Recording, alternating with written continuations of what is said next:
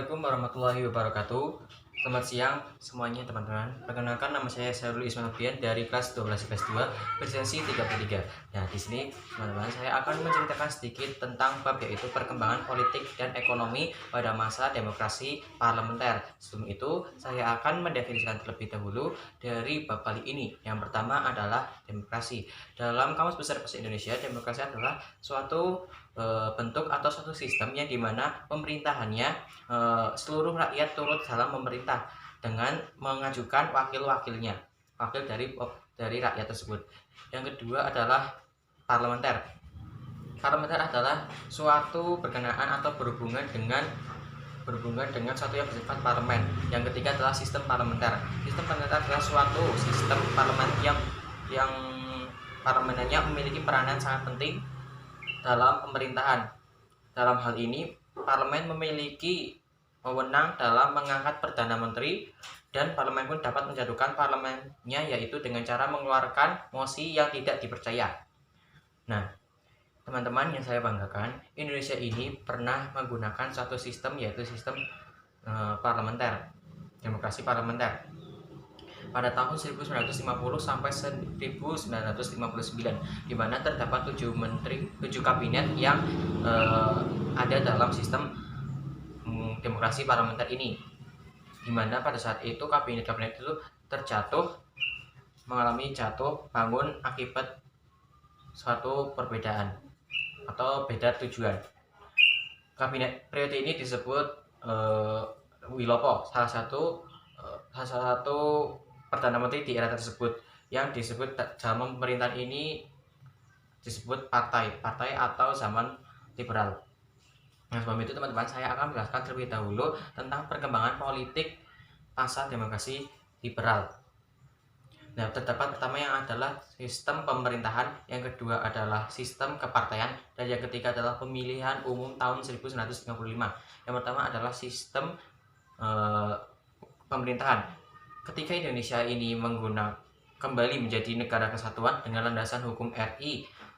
Hukum RI bukanlah UUD 1945, melainkan UUDS 1950, yaitu di mana sistem ini menggunakan sistem demokrasi parlementer yang sama dengannya dengan kabinet disusun atas pertimbangan kekuatan perpartaian dalam parlemen yang sewaktu-waktu dapat dijatuhkan oleh wakil partai-partai yang dalam parlemen. Selain itu, sering kerap sekali terjadi jatuh bangunnya kabinet atau pergantian kabinet. Mengapa sering terjadi pergantian kabinet? Jawabannya adalah hal ini disebabkan adanya perbedaan kepentingan di antara partai-partai yang ada. Yang pertama adalah Kabinet Nasir Sukiman Wilopo, Ali Sastroamidjojo I, Burhanuddin Harahap, dan yang keenam adalah Ali Sastroamidjojo II, dan yang terakhir adalah Juanda maksud saya. Yang pertama adalah Kabinet Nasir. Kabinet Nasir ini gagal melibatkan atau masukkan Partai Nasional Indonesia pada saat itu. Akhirnya Insinyur Soekarno membentuk kabinet yang disebut Kabinet Sukiman. Kabinet Sukiman pada tahun 1952 sampai 1953 berhasil melibatkan Partai Nasional Indonesia. Namun pada saat itu kabinet ini terguncang ketika muncul mosi yang tidak dipercaya dari Sunarjo, dari salah satu dari Partai Nasional Indonesia. Akhirnya Sukiman mengundurkan diri dari kabinetnya, dan Insinyur Soekarno mendirikan Kabinet Wilopo. Pada tahun 1952 sampai 1953, Kabinet Wilopo berhasil terikat dalam Tanjung Murawo. Desakan-desakan ini akhirnya membuat Kabinet Wilopo ini jatuh. Pada tahun 1953, Insinyur Soekarno mendirikan kabinet yang disebut Kabinet Ali Sastroamidjojo I. Pada tahun 1953 sampai 1955, kabinet ini bertujuan untuk melanjutkan tugas dari kabinet sebelumnya, yaitu Kabinet Wilopo, dan membuat gerakan pemilihan umum, intinya seperti itu, untuk memilih anggota-anggota parlemen dan konstituante Dewan Institut. Namun tak lama kemudian Kabinet ini dibubarkan pada tahun 1955 akibat masalah dengan Tentara Nasional Indonesia. Setelah itu Kabinet Ali Sostroamidjojo I pun dibubarkan dan didirikan kabinet dari Wakil Presiden Indonesia Muhammad Hatta yang disebut Kabinet Burhanuddin Harahap. Kabinet Burhanuddin Harahap ini menyelenggarakan tugas pemilu pada tahun 1955 untuk memilih anggota parlemen dan Dewan Konstituante. Dibentuk Kabinet Ali Sostroamidjojo II. Pada tahun 1956 sampai 1957. Setelah itu Insinyur Soekarno membentuk Kabinet Insinyur Juanda. Kabinet Insinyur Juanda ini pada tahun 1957 sampai 1959. Pada saat itu dibentuklah Deklarasi Juanda. Dengan dikeluarkannya deklarasi ini memberikan manfaat bagi Indonesia. Salah satunya adalah menyatukan wilayah-wilayah di Indonesia. Yang kedua adalah sistem kepartaian. Partai politik adalah suatu organisasi yang dimana memiliki orientasi, nilai-nilai, dan tujuan atau cita-cita yang sama.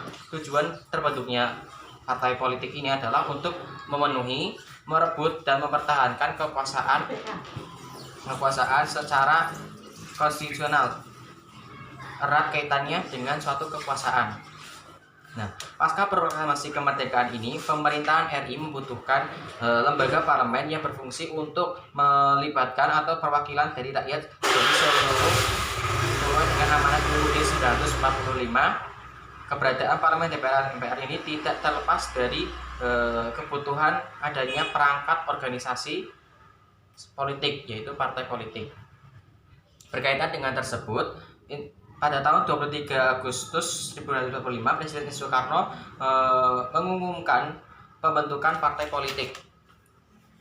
Nah, pada saat itu adalah Partai Nasional Indonesia sebagai partai tunggal.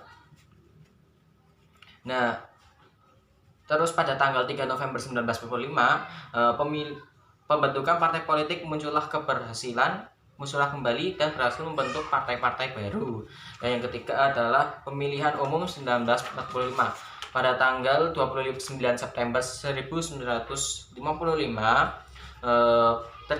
diselenggarakannya pemilu anggota DPR yang dengan parpol PNI, Masyumi, NU, PKI, PSII, Parkindo, Partai Katolik, PSI, Murba, dan lain-lain sebagainya. Yang kedua adalah menyelenggarakan pemilihan umum pada pemilu Dewan Konstituante 15 Desember 1945 dengan tugas yaitu membuat UUD yang tetap. Dengan ini terjadi yang tersisa hanyalah 4 partai, yaitu PNI, Masyumi, NU, dan PKI. Selanjutnya teman-teman, dalam sidang bidang Dewan Konstituante yang berlangsung sejak 1936 hingga 1999 tidak menghasilkan apa yang diamanatkan dari Undang-Undang 1950 terkait dengan desa negara. Dewan Konstituante tidak berhasil menyelesaikan perbedaan yang mendasar dari usul desa negara tersebut yang ada di konflik ideologis antar partai.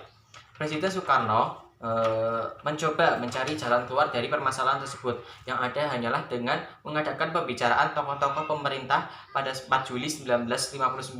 Hasil beberapa dekret Presiden 1959 dengan isi pertama membubarkan Dewan Konstituante, yang kedua adalah berlakunya kembali UUD 1945 dan tidak berlakunya UUDS 1950. Yang ketiga adalah membentuk Majelis Permusyawaratan Rakyat sementara dan Dewan Pertimbangan Agung sementara.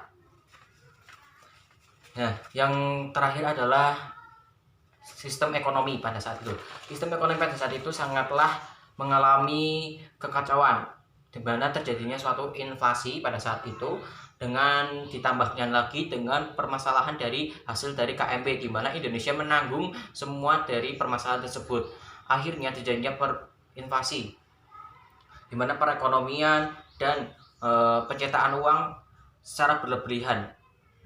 Nah, mengingat dari sumber daya Indonesia hanya menyiapkan sumber alam dari Indonesia hanya dengan itu.